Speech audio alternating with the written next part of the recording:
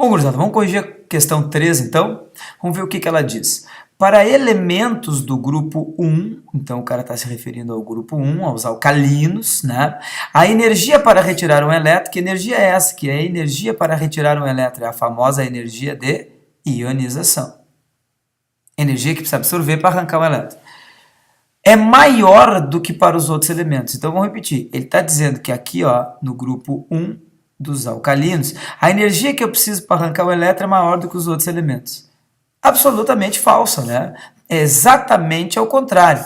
Dentro do mesmo período, os alcalinos são os que têm menos prótons. Se eles têm menos próton, o núcleo dele faz menos força, menos atração para com os elétrons. Resumo da ópera, os elétrons dos alcalinos estão soltos. Os elétrons dos alcalinos são os mais soltinhos, louquinha, soltinhos. Ou seja, se está louca para dar, e o alcalino é louco para dar, elétron soltinho, tu vai gastar muita energia? Não, né? Como são os mais putinhos da tabela, são os mais fáceis de arrancar elétron. Então, absolutamente errado. Em vez de precisar mais energia, a energia de ionização é menor do que dos outros elementos. Vamos partir para o item 2. Os elementos de eletronegatividade mais elevada são do grupo 17. A eletronegatividade cresce da esquerda, para a direita. Por quê? À medida que eu vou andando para a direita, eu vou tendo mais prótons no núcleo. O núcleo tem mais força para puxar, para sugar, para atrair esses elétrons. Então, quanto mais para a direita, mais eletronegativos, porque puxam mais os elétrons, já que o núcleo tem mais prótons, já que o núcleo causa mais atração. Aí tu vai me perguntar, tá, Pierre, mas por que os gases nobres, que também têm mais prótons ainda que o grupo 17, não são os mais eletronegativos? Porque como eles já estão completos, não tem mais lugar para caber elétron. Então, eles não atraem os elétrons pelo motivo de já estar completos. Então, se eles já estão completos, o grupo 18 não participa. Quem é o grupo, ao longo dos períodos que tem o maior número de prótons? É o grupo 17. Então, o grupo 17 é o grupo cujo núcleo suga mais os elétrons. É o grupo que tem maior atração pelos elétrons. Então, é o grupo mais eletronegativo. Então, absolutamente verdadeira, os halogênios, grupo 17, são os mais eletronegativos. Vamos para o item 3. Elementos de um mesmo grupo. Então, observe, o cara está analisando na vertical, pode ser para baixo ou pode ser para cima. Vamos analisar já já, mas ele está analisando na vertical, para elementos de um mesmo grupo. O raio atômico decresce com, olha o que ele quer, diminuição do número atômico. Número atômico igual ao número de prótons. Vamos analisar ao longo de um grupo. À medida que eu desço, berílio, magnésio, cálcio, estrôncio, à medida que eu vou descendo, o número de prótons, 4, 12, 20, 38, vai aumentando. Mas ele quer diminuição do número atômico, pessoal. Se ele quer diminuição do número atômico, ele está analisando de baixo para cima. Porque o número atômico 88, 56, 38, 20, 12 e 4. Ou seja, de baixo para cima, o número atômico diminui. E se o número atômico diminui de baixo para cima, o raio também. Por quê? Porque eu vou tendo cada vez menos camadas. 7 camadas, 6 camadas, 5, 4. Ou seja, o átomo está encolhendo.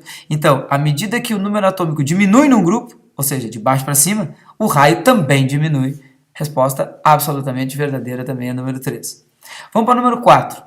Cátion de metal alcalino tem mesma configuração eletrônica do que o gás nobre do mesmo período. Vamos dar uma limpada na tela aqui. Cátion de metal alcalino. Vamos lembrar o seguinte, o alcalino tende a perder elétron. Tá aqui, vamos pegar o sódio. O sódio tem um elétron na última camada.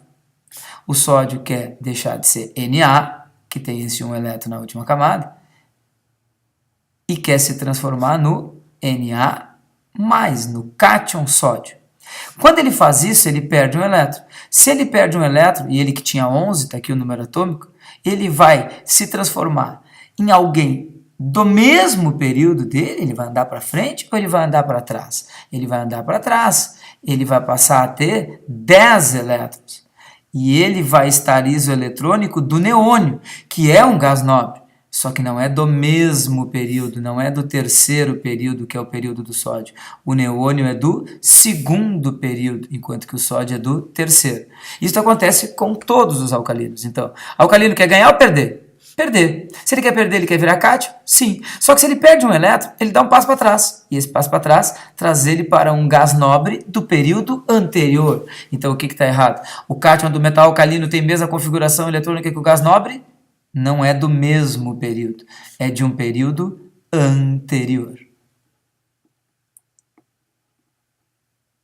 Ok? Vamos para o último item. Nos grupos, então, de novo, o cara quer que a gente analise na vertical, pode ser para cima ou pode ser para baixo.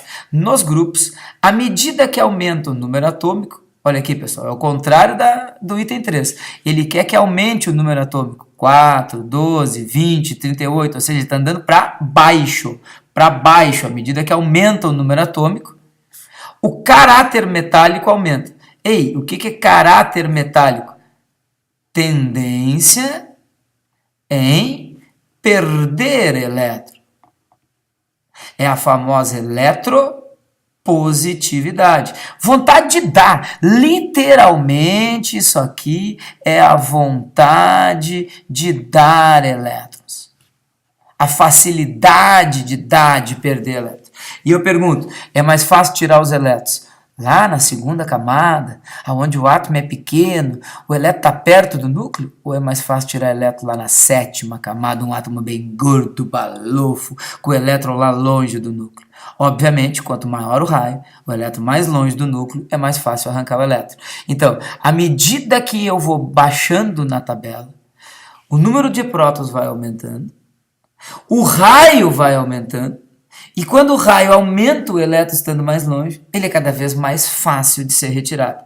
E se ele é mais fácil de ser retirado, aumenta a vontade de dar, aumenta a eletropositividade, cujo apelido é o caráter metálico. Ou seja, o número 5 é absolutamente verdadeiro.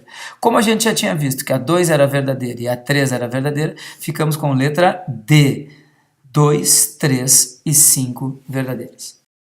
Bom, pessoal, e essa questão é considerada também uma questão fácil, né? Não tão fácil quanto a 2, mas ainda uma questão que nós teríamos que acertar no dia, certo? Vamos em frente.